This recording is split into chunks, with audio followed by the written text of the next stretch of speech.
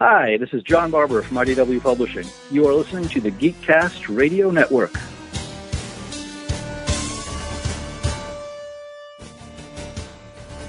Hello and welcome to the Pullbag, as well as all things Transformers. I am, of course, TFG1Mike. Joining me, as always, Steve Megatron. Hello, sir.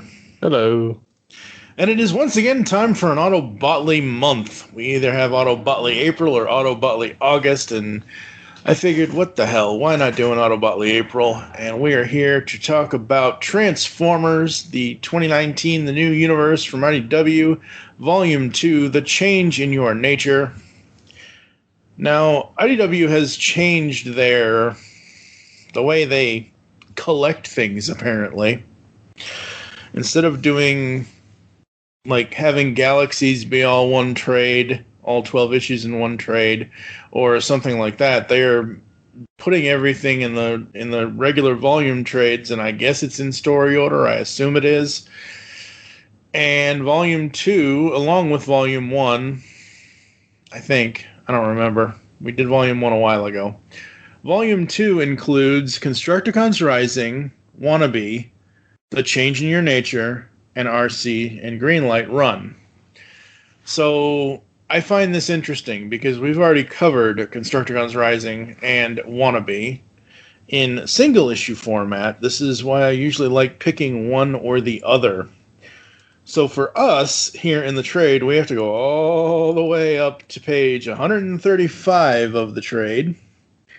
Before I do that, though, The Change in Your Nature, written by Brian Ruckley, art by Angel Hernandez, Alex Milne, Anna Malkova, and Beth McGuire-Smith. Colors by Joanna LaFuente, Josh Perez, and John Paul Beauvais. John Paul, I hope I'm saying your name correctly. If I'm not, I'm sorry. We butcher names all over the place around here. So how are you, sir? Are you ready for AUTOBOTLY April? I think so. I hope so. Because, yikes. Funny thing about this, because we did the first trade so long ago now, it was episode 386? Yes, 386 of the Pullbag. I actually had to go back to the end of the last volume to remember what... I'm like, Bumblebee with the Decepticon logo, what the hell's going on? Like, when I got to issue 13 here, I'm like, what the hell? I actually literally had to go back in Comixology to look at that, and I'm like, oh, that's right. They're using him as a spy. Interesting.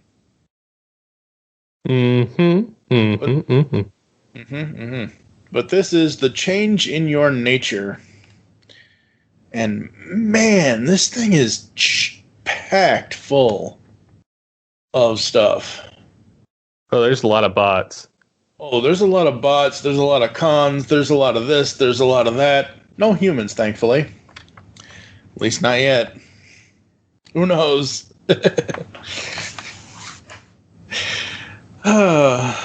Ladies and gentlemen, it is time to send your lists in for the top 100 Transformers characters for us here at the Geekcast Radio Network. No humans. Or else, somebody will kill me, apparently. Ask a question about humans and Transformers. Oh my god, it's the end of the world. Sorry. I forgot. Anyway. But yes, there is a lot to unpack here, and I love it. I think it's great. I'm really enjoying Brian's writing. Now that I remember what's going on within the story, I enjoy his writing. I love how all the characters interact with each other. And not only do we get Bumblebee kicking people and all kinds of stuff, we get characters that I didn't even know we were going to get, like Springer. Interesting. Having him here. Hey, at least he's not, trying to wreck homes and things like that. I did not, and maybe it's me, maybe it's because I'm not that familiar with a lot of versions of Sentinel Prime outside of the movies and animated. I did not know he was those colors. Oh yeah, they've had him in the video games too. Okay, well, I don't do video games anymore, sadly. Well, it was the old War for Cybertron stuff. Right. But yeah, no, I'm digging this. I think it's fun. I think it's really cool, them teaming up Springer and Sideswipe. I love that panel when they first, when we have the narration of, we've got patrols out over a quarter of the planet looking for any sign of risers who have gone to ground. And I love this exchange between Sideswipe and Springer.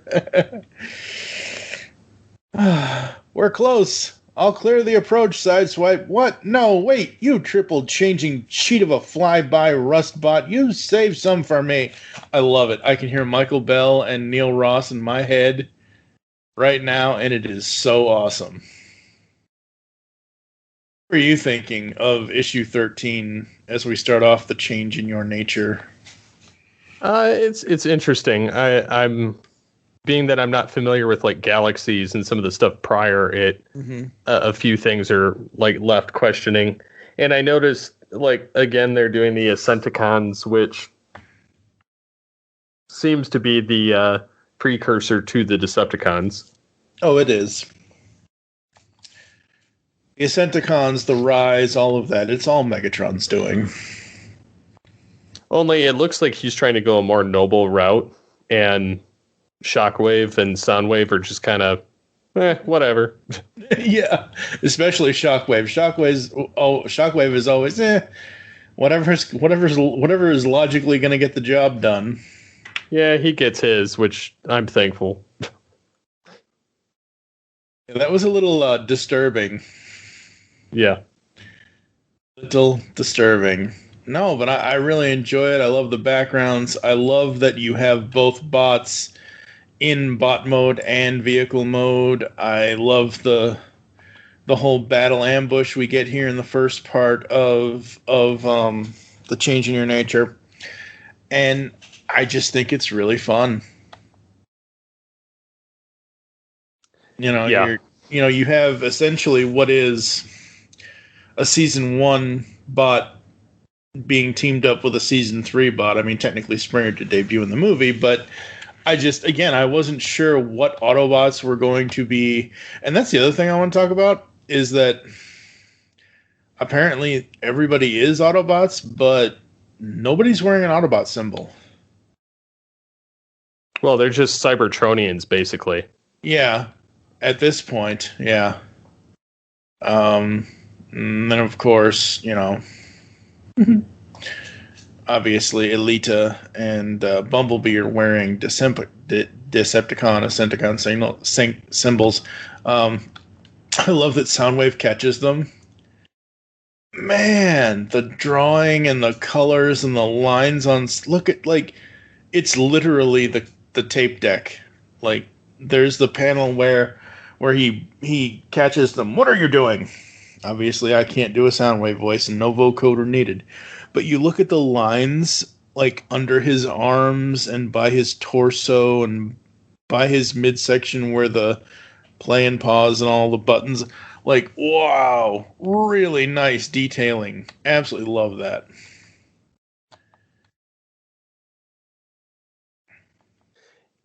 Yeah, it's. I think it's funny how Soundwave is, very ominous in this episode or this comic. Mm-hmm. Just overall, and Bumblebee. I was, when we first opened this issue, I was trying to figure out what Bumblebee's angle was. I'm like, okay, why is he wearing a Decepticon logo? Mm-hmm. And again, like I said, I had to go back to the previous trade to actually issue 11 of that trade, because issue 12 was the Nautica adventure. But issue 11, I had to go back to look and see. I'm like, oh, right, he's Optimus's little spy bot kind of thing. I love the team-ups in this. I think this is great. You've got Alito with Bumblebee. You've got Springer and Sideswipe. And you've got Chromia and Ratchet. I think that is so cool. Seems to work. Yep, seems to. As we go through the next issue in the Changing Your Nature Part 2, Springer and Chromia. Yeah, that's okay. They can have each other.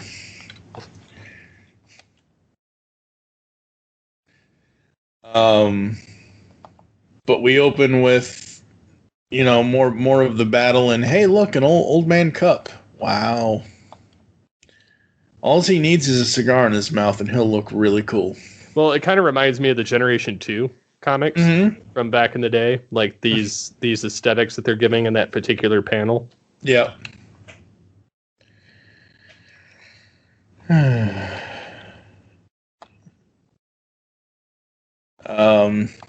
Absolutely. And we get Nautica, we get Prowl, we get all of these really, really awesome character moments, and that's what I love about the IDW Transformers IDW Transformers comics, is we get a lot of really cool character moments. And Brian, on the writing, I'm enjoying it so far. There really isn't anything so far that I'm like, that character wouldn't say that, or wouldn't do this, or wouldn't whatever.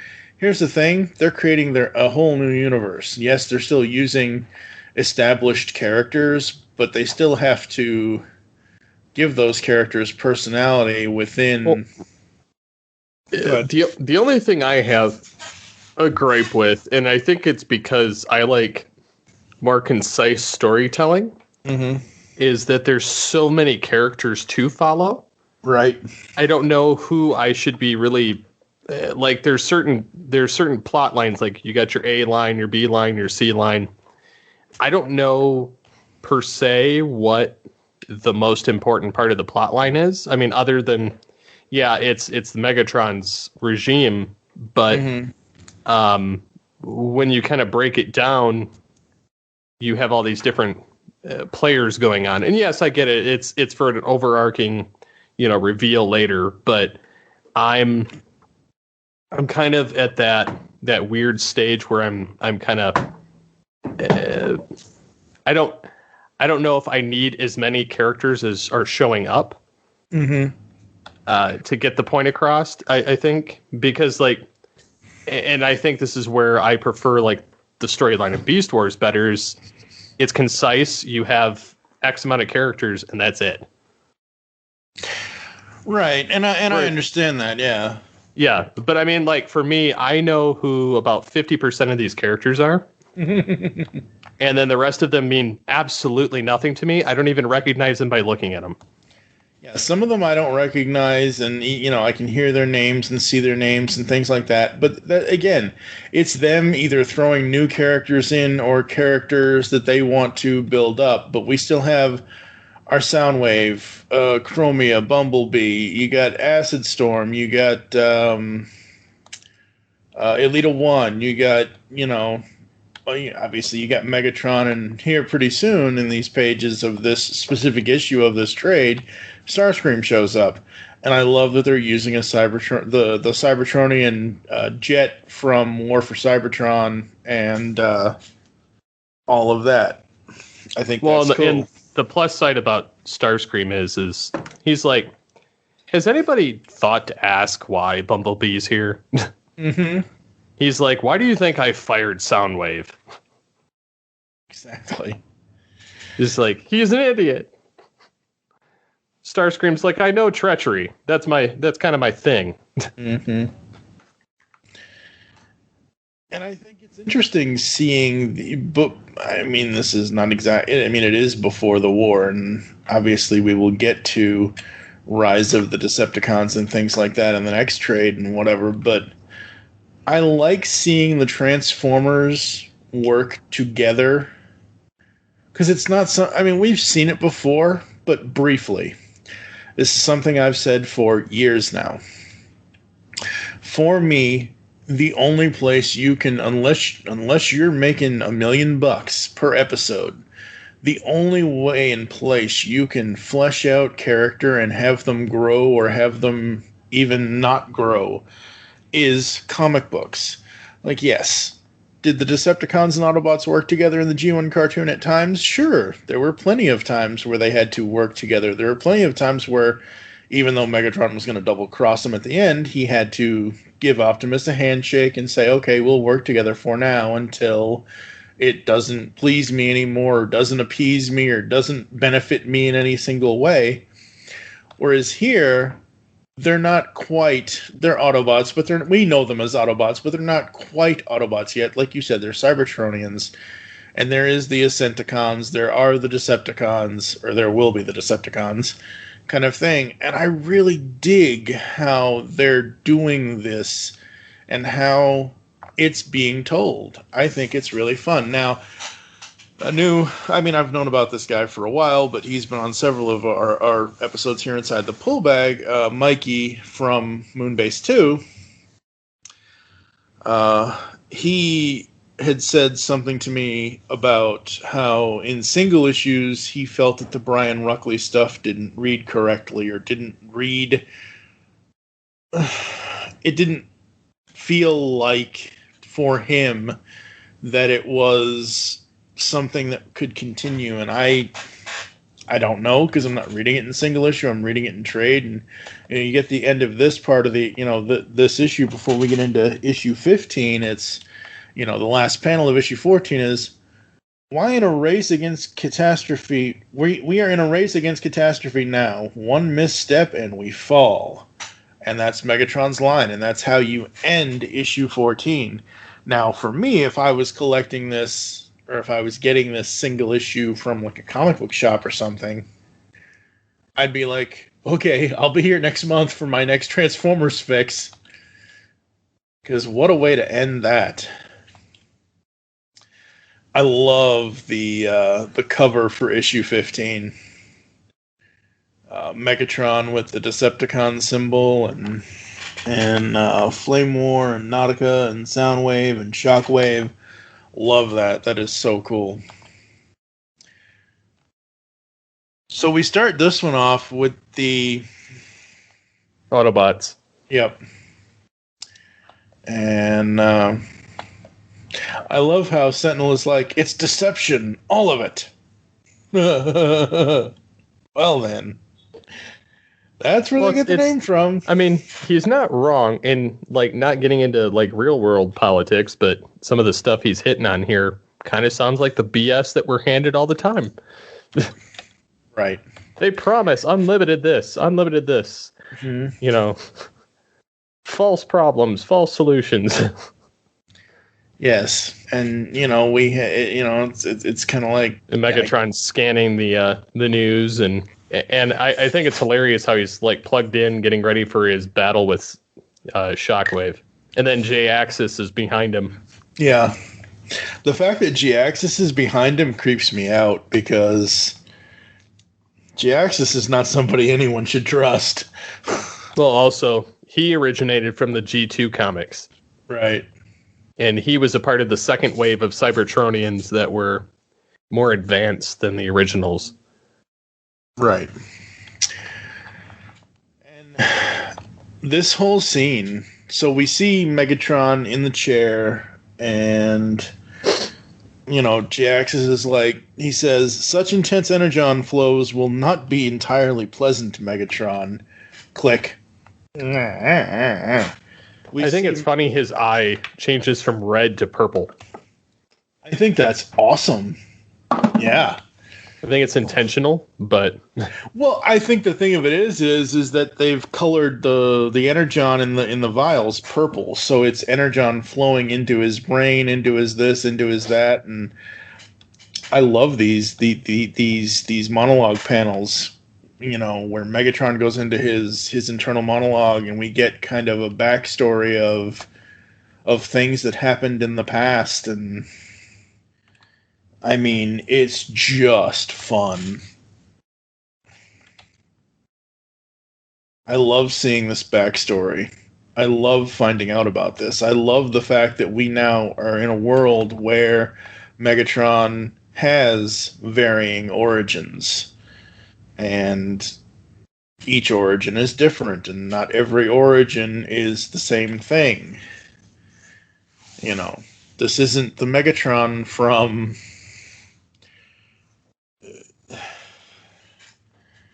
G1 Megatron from the cartoon. He was kind of black and white. There really wasn't much to him. And I get it, because, oh God, we're We're hitting close to 40 years. We are 3 years away from 40 years of Transformers, folks. But here's the thing. 40 years ago, there wasn't anyone okay, yes, all the creators did an amazing job. Bob Budiansky, Flint Dille, Ron Friedman, everybody did the best that they could with what they were given from Hasbro.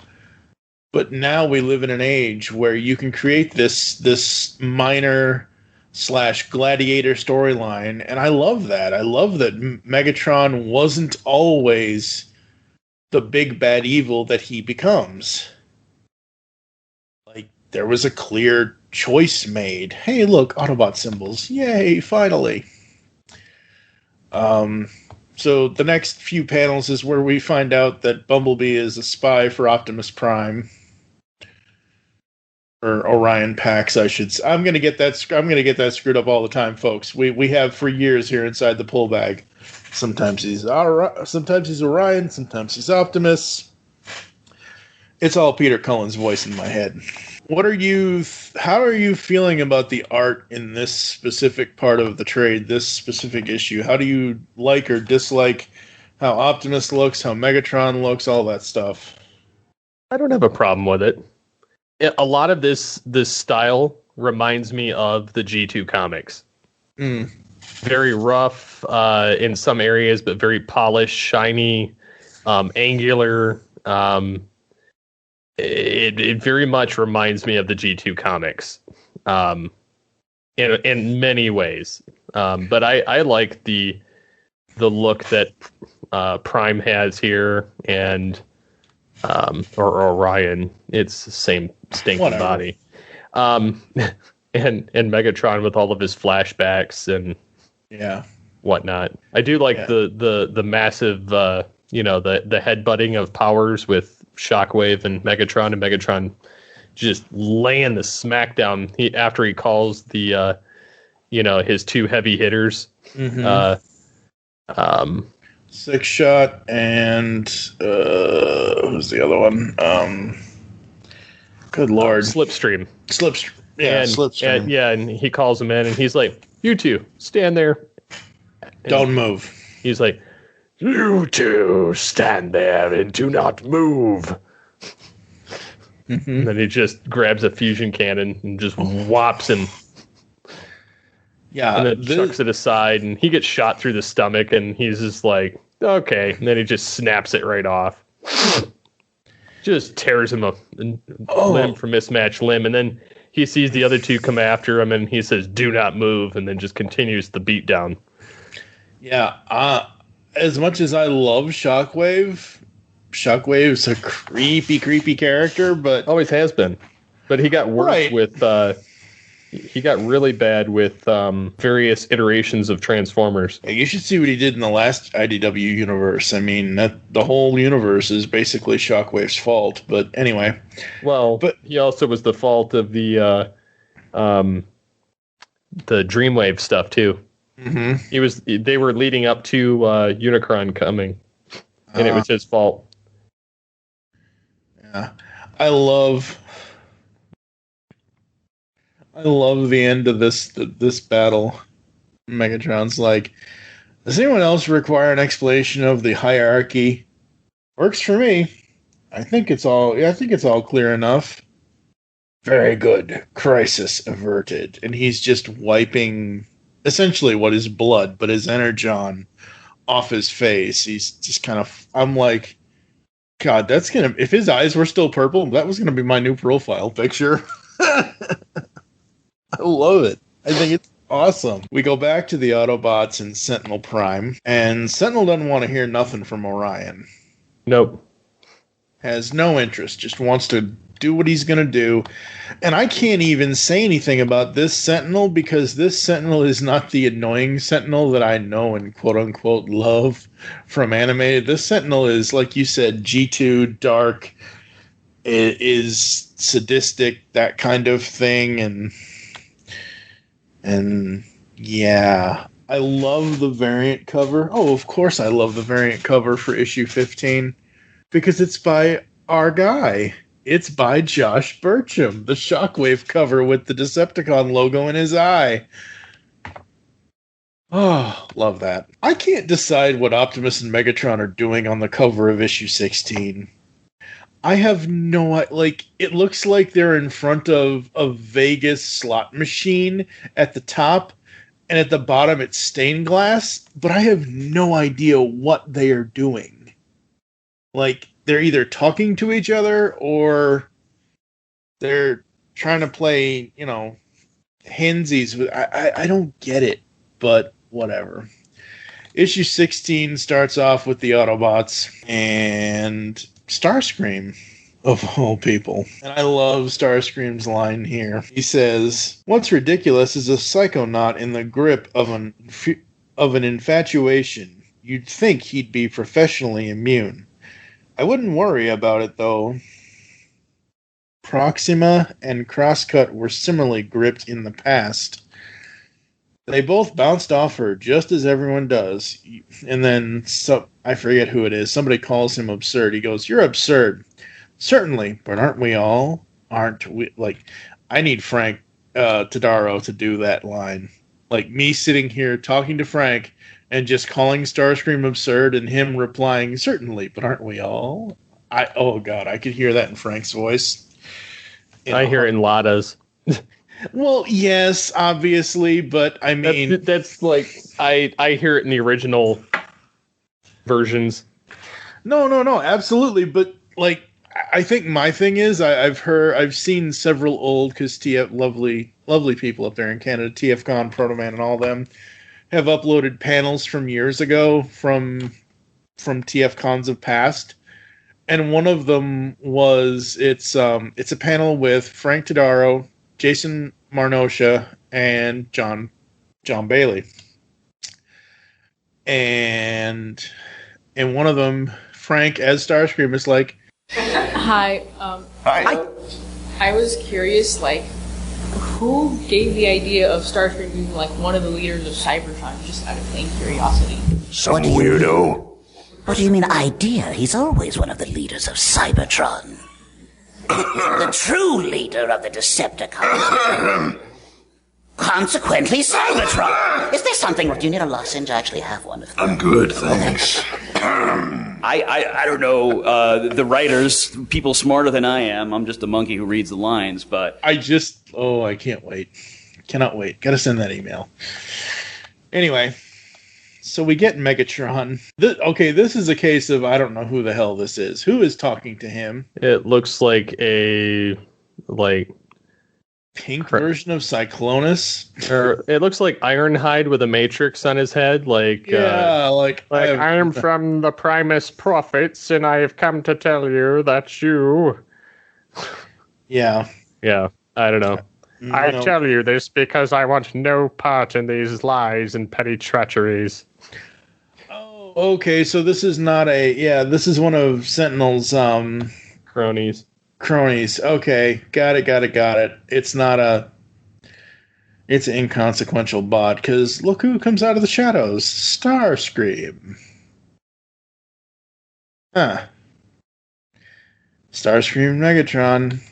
And I don't know what it is with the shadows of this exchange, but you look at when this crony first comes in, and he's telling Megatron this news that Soundwave will be arrested. Megatron's face is purple. His whole face is purple, but his helmet is the gray that it's supposed to be. And then as the thing goes along, his face changes. Like where he says, "You can come out now," his face is going back to gray, but his nose is still purple.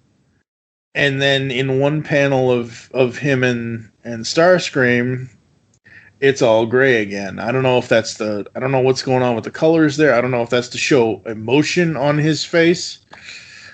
I have no clue. I just noticed that now, and I'm like, hey, wait a minute. His face is changing color. Probably the way the light's hitting it or whatever. I'm probably reading too much into it. It's probably the angles. I don't pay much attention to some of the colors. I think it's just because the room is dark and purple, and I think it's meant to show a shadow. Probably. We get back to the Autobots. No, we stick with the Decepticons, and basically Megatron is given this news, and he's kind of resigned, where he's given the news, and the news is basically, I think he murdered them. I did not And I do not believe you want the Ascenticons to be a part of any of this, so I thought you should know. I will look into it. Leave me. Obviously, I can't do Megatron, but... And I love how he's more so talking to himself than anybody else. Very well. Crisis, after all. It's just sad, man. Just that line. Like, you see this Megatron wanting to be not... I mean, he knows he's on the opposition, but he doesn't necessarily want to be bloodthirsty about it. Exactly. And hey, look, Astro Train. Yay! Whose ever idea was to do the purple Astro Train and not the black and white one, because obviously the purple one is animation model and character model and all that. I love you. Whoever decided to do that. And man, I'm digging Astro Train. I wish he had more to do, but just having him here in his train mode, so cool. And the not Decepticons, the Ascenticons, they're breaking into a place and they're killing people. Oh boy, killing bots, great. Man, some of these kills, what's going on? Oh, boom, like, yikes. Cannon fodder. Pretty much, yeah.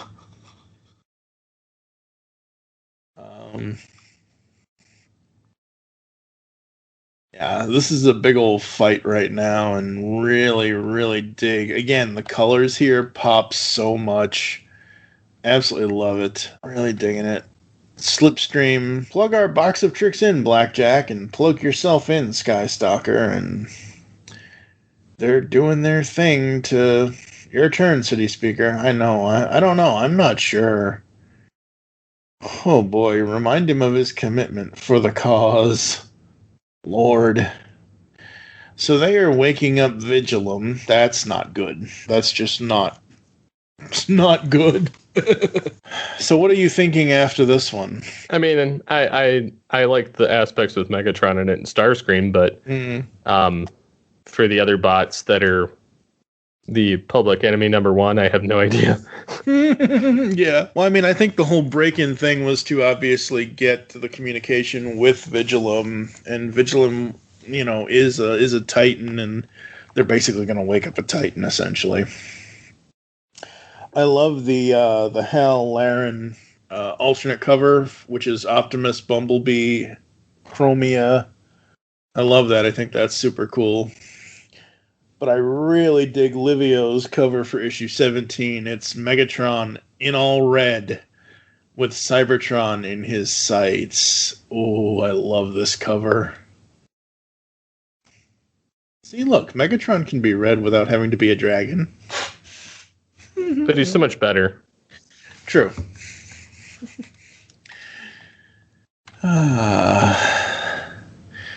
So the Titan Network subsidiary hub is supposedly inactive, but that's what they're doing there. They're trying to reactivate it, and Astro Train, you're just relegated to being your train. And I love what he says here, where he's commenting on what's going on. Where Slipstream is like, come on out. Come on, clear it out. We could have half of security down on us soon. I can defeat whichever half of security dares to test us, Slipstream. Maybe true, but unnecessary. They can't undo what we've done, so we disappear and let events run their course. And Astro Train replies, disappointing, and he transforms. Again, I just absolutely love that they're using him in his train mode. That is so cool. It always freaks me out when I see Cyclonus. Really? He's not, well, because he's not like, I mean, he's from the Unicron stuff, but they made him a separate character. Yeah. I love that they've finally made him his own character. That he is his own person. Like, that was one of the shining lights in the previous universe, is that Cyclonus was once a Decepticon, and now he's just kind of like this non-aligned person, And I think it's great that he's wrestling with his demons. I really like how he does this and how Brian's writing him and just getting a look into his character without him having to see him fight. Do I want to see him fight? Sure, absolutely. I want to see him in his jet mode. I want to see him flying by. I want to see him punching Ultra Magnus, whatever. But I love that they're giving him more to do than just be a warrior. I could see that. We go to Wheeljack, and what's going on here? Ooh, Wheeljack and Gears. Now, see, I never thought I would see Gears again.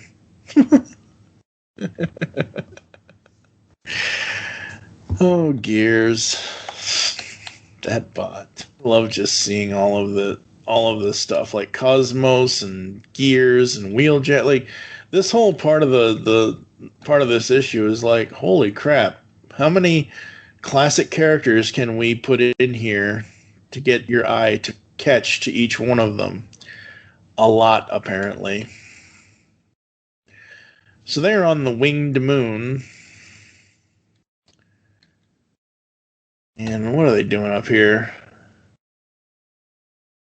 Trying to take the base over, so I don't know. They're doing acrobatics.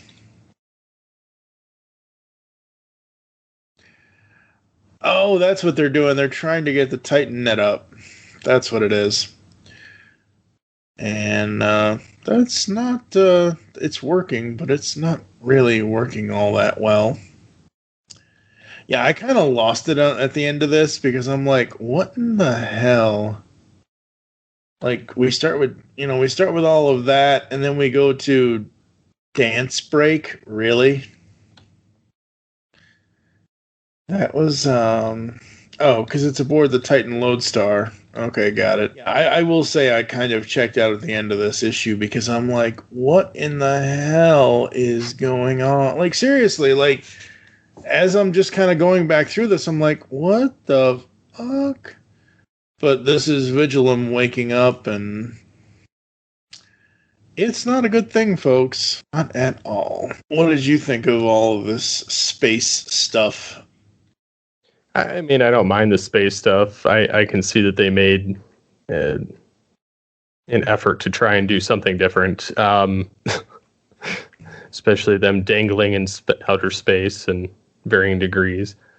But yeah, I don't know. I'm not into it per se. Yeah. Like with the space battle and everything else going on. I mean, I have no idea who this robot is that's tied in. And like, yeah, I recognize Gears and I recognize Wheeljack, but pretty much everybody else, you know, I have no investment in, so I just could care less. But yeah, I don't know. Yeah, I'm hoping when we get to Volume 3 and we figure out what's going on here, or we get some explanation of what's going on next week, that I get back into this. But seriously, halfway through issue 17 here, I lost all interest. The whole dance thing took me out of it, and then I'm like, what's going on? Oh, they're waking up Vigilum, they're doing this, they're doing that. Okay, fine, sure. I still don't know who this bot is or who that bot is. And then we get the final issue of this trade, which is RC and Greenlight.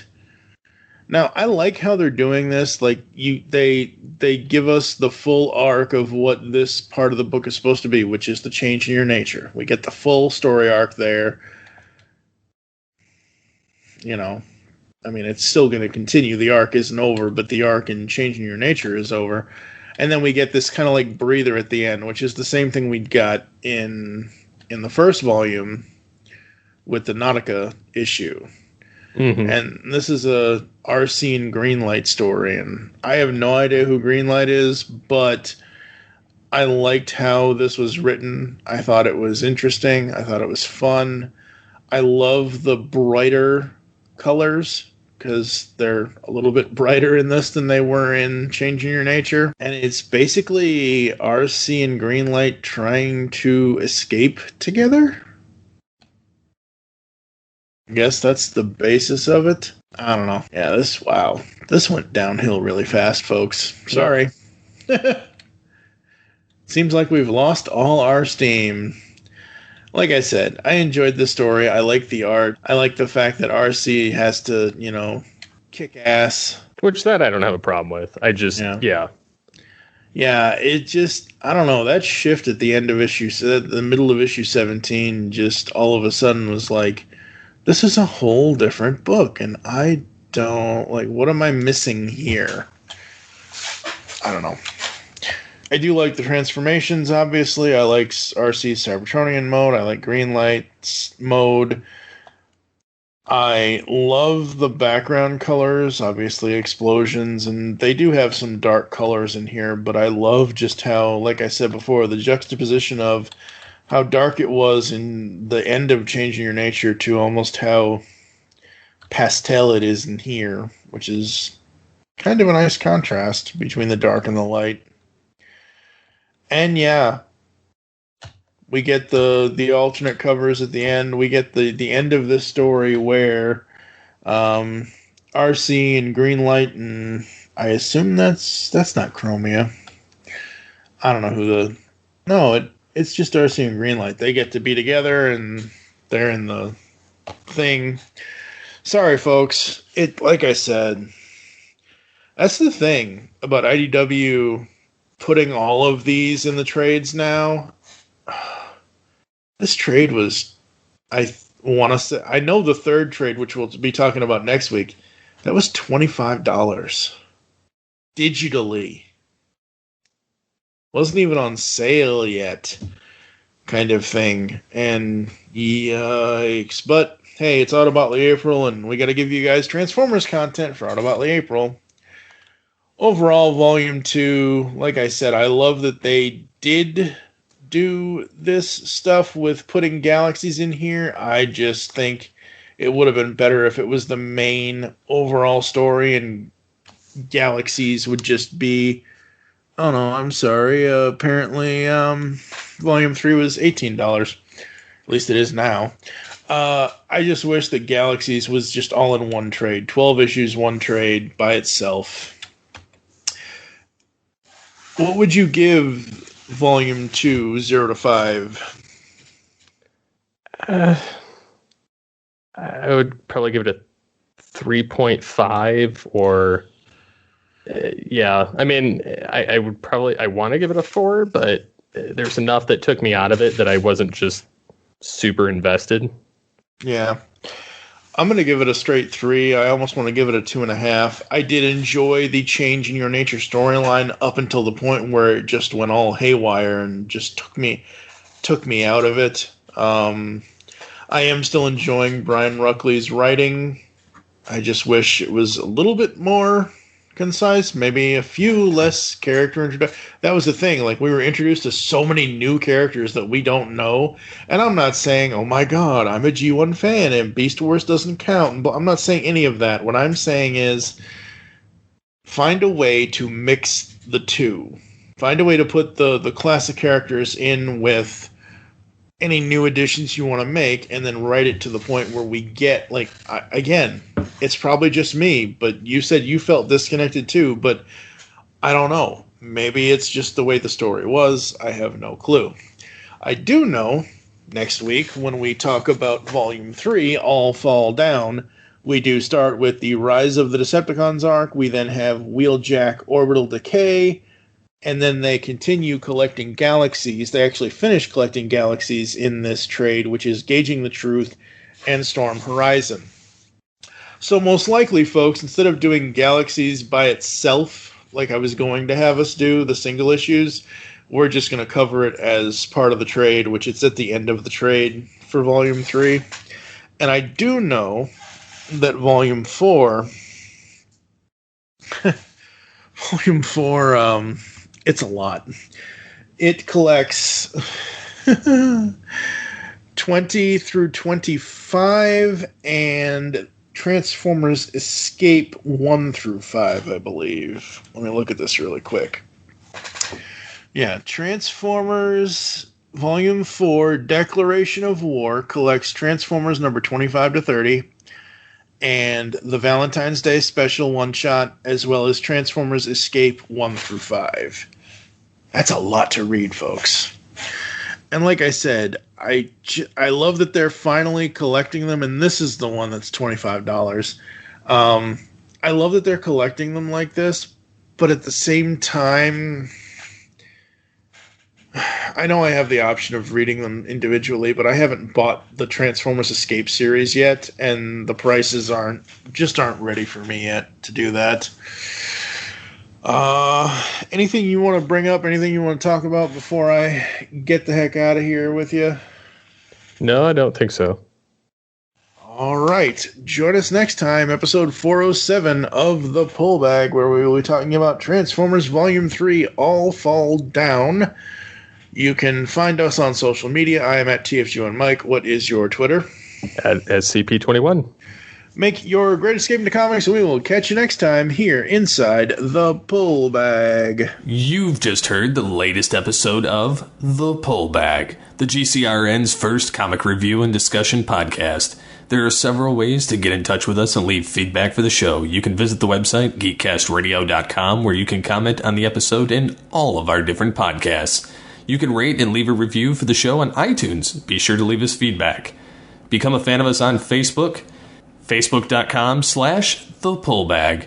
Send us an email, feedback at geekcastradio.com. Follow us on Twitter at thepullbag and at geekcastradio. So until next time, make your great escape into comics and unleash the geek in you.